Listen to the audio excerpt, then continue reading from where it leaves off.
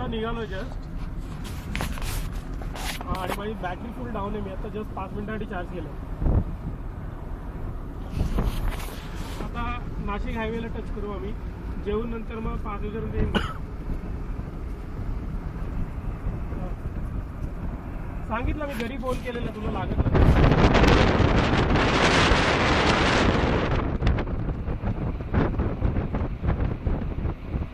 हां नाही